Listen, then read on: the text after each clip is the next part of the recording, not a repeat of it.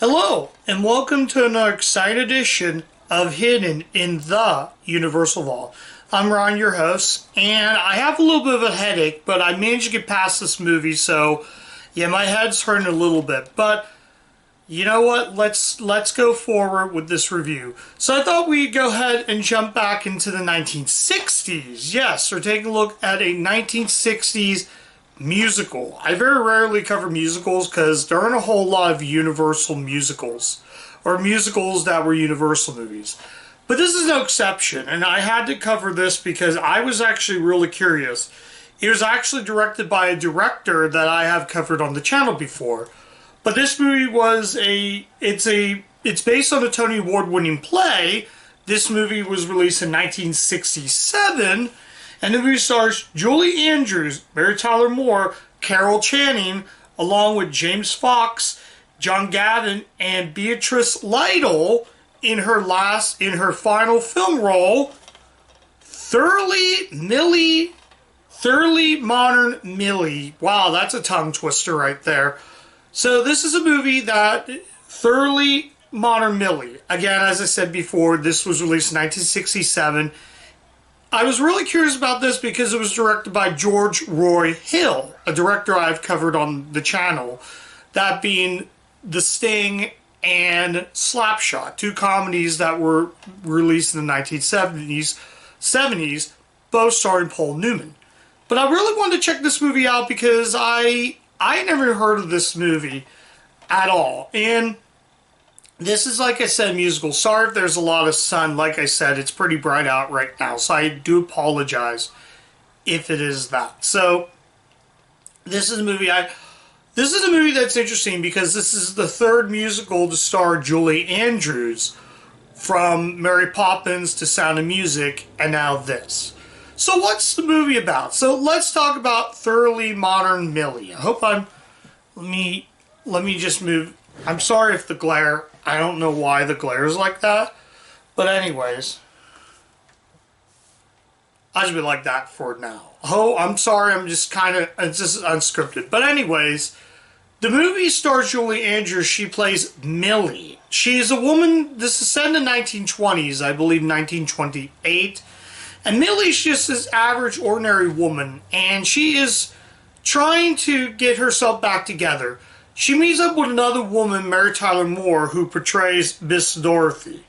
So basically, now she becomes friends with Miss Dorothy. Then we got I'm just kind of looking right here. Mrs. Meir. She's like the hotel woman who works at the hotel, and she's like the woman, but they don't really know much about her. But she has this plan. She basically chloroforms anybody who comes into this hotel. She's assisted by these two occupants, played by Jack Sue and Pat Morita. Now, Pat Morita I did cover. It's weird, not weird, but Pat Morita, I've covered his bit role in Shakey's Gun in the West. So this movie, like I said, this is a Karate Kid eons before Karate Kid. So he plays an occupant alongside Jack Sue, who would later go on to star in the 1970s sitcom Barney Miller. So he plays occupant 1, Morita plays occupant 2, and they're her assistants. So they're the ones who basically drag out the body as well. So once we get to know those three, we're introduced to another guy. His name is Jimmy, who's a paperclip salesman, according to back DVD. He's played by James Fox, and then in the film, she gets a job as a clerk, whose boss is good. Her boss is Trevor Graydon, played by John Gavin, who I've covered in Psycho. So yeah, and he's sort of like this ladies' man. He's like, oh, hello there. And then they play Hallelujah. And then it's just interesting. What's interesting about this movie is there's actually singing, though you don't hear John Gavin sing, but when they do sort of narration, he does sing during the narration. I think. I could be wrong as well. So this movie is an interesting film. I love 60s musicals, and this is no exception. This movie, well, not as strong as The Sound of Music or Mary Poppins for Julie Andrews musicals, this one is actually pretty solid. Its direction is actually, the score is done by Elmer Bernstein, and he's a well-known composer. And the musical numbers was done by a person named Andrea Pervin. I'm probably going to put that name wrong. So he is sort of, not he, but this composer, there are two composers. So I really thought this was really good, and I thought the characters were so likable. So I'm going to get to the biggest negative, and this is coming from the cast member in this that just, I don't know. So anyways, Mille has a crush with James Fox, who the woman who works at the same office that Julie Andrews' character Mille works, doesn't like him, tells him please get away. She doesn't like you. Please go away. So she's not enjoying him being there pretty much. So, like I said, I have a little bit of a headache, so I'm kind of just going a little bit off schedule. So, not off schedule, but kind of like I'm trying my best to review this. So, there's a really nice scene where there's some really good like effects, and sometimes it looks a little too green screen. But for 1967, this actually was a pretty cool effect. There's a scene where the three of them are flying in a plane, and like the plane shots are really good, but I hate to say it, but sometimes the green screen looks a bit off. But I was like, you know what, that's just a minor nitpick. And though I will say this, I do like this movie. This movie isn't a tradition of musicals.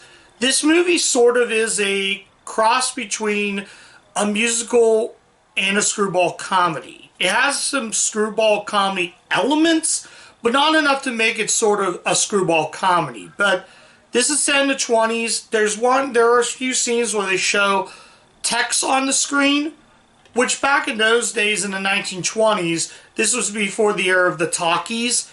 They would have a signed picture.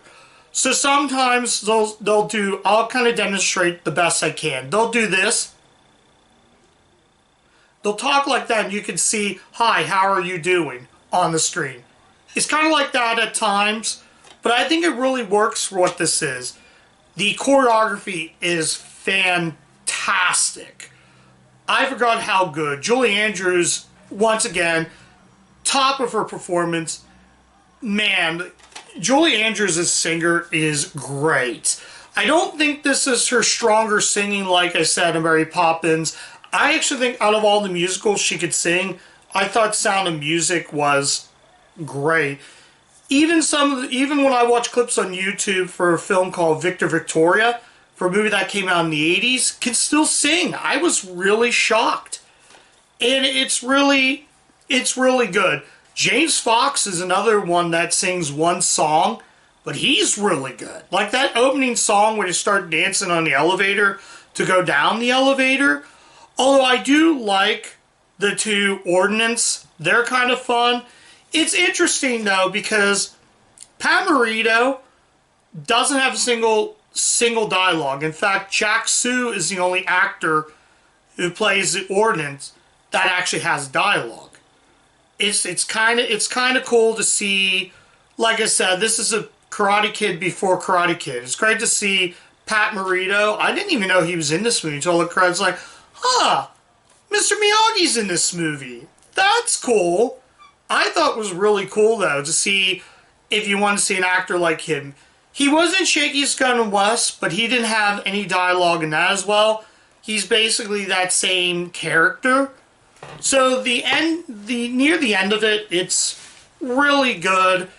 Although there is an overture, intermission, and then music.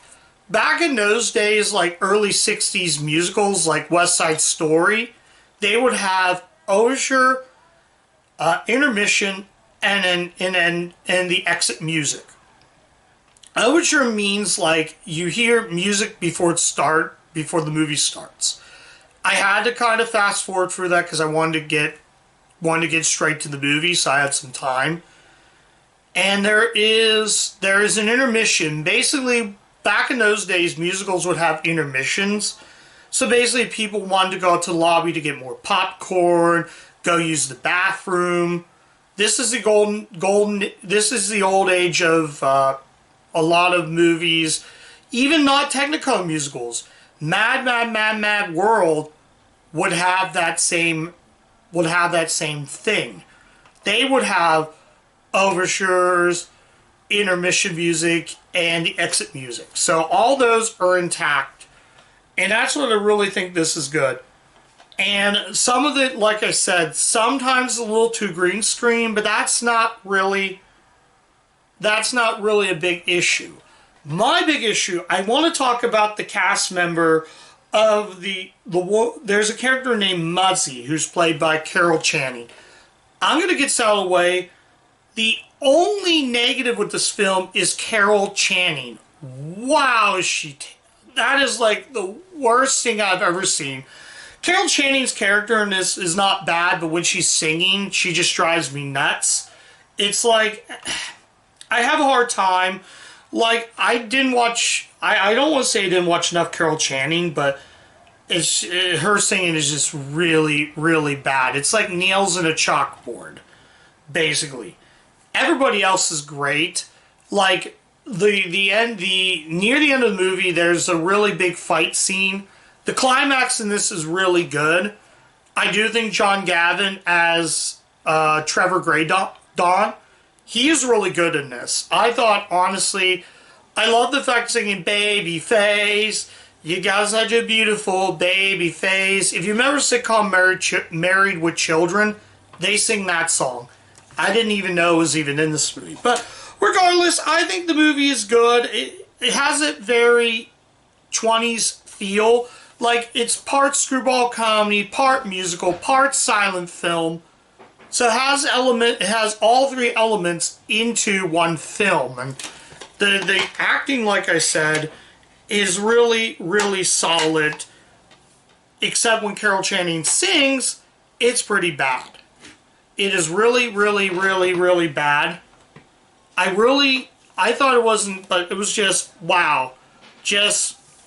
It drove me nuts from start to finish. But that doesn't make this movie a bad movie. I'm just going to drop it down to that, bump it down a point because of that. So, if I can find a flaw in the movie, it's got to be bumped down.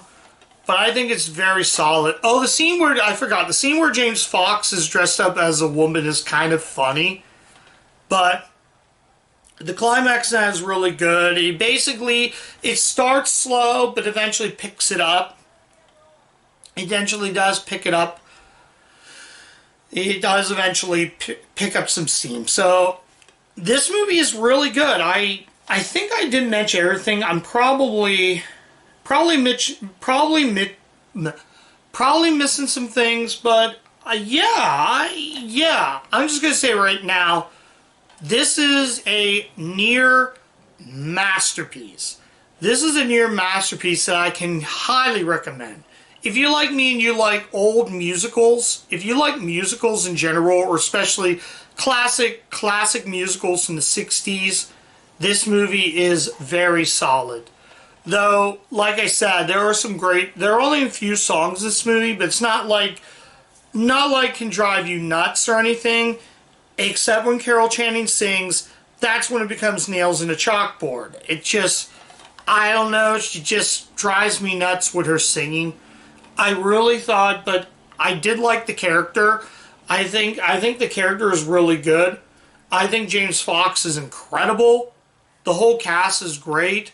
I'm trying to think who wrote this. It was written by Richard Morris. Oh, I almost forgot. This was actually produced by Ross Hunter, who's a well-known producer from the old age of cinema. But yeah, I liked it. The whole cast is good. Oh, I forgot. I did cover the Mary Tyler Moore movie Elvis.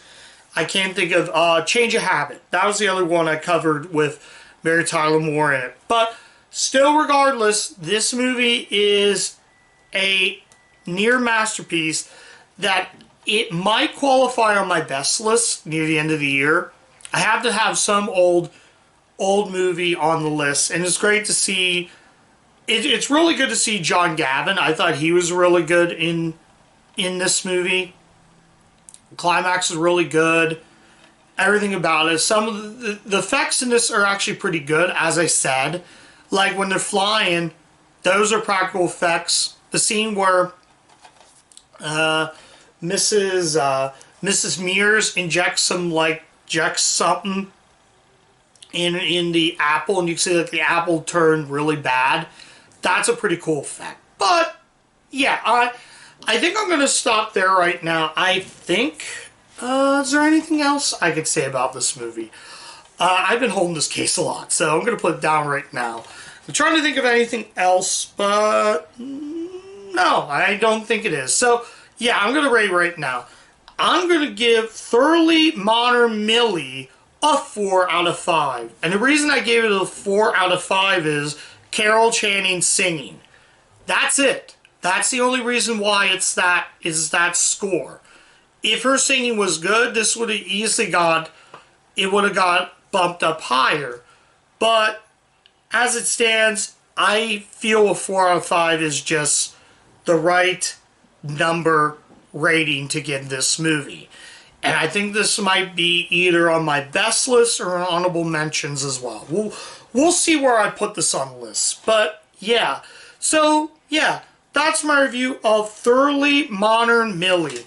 Thank you guys so much for watching. If you do like the content on the channel, like, comment, subscribe, click the bell, ring the bell to get all my video notifications so you can keep up with what I review. Also, I'm on Letterboxd. You guys can check me out there as well. So, yeah. So, there you go, guys. And as always, keep watching those Universal movies, and I'll catch you guys next time. Bye.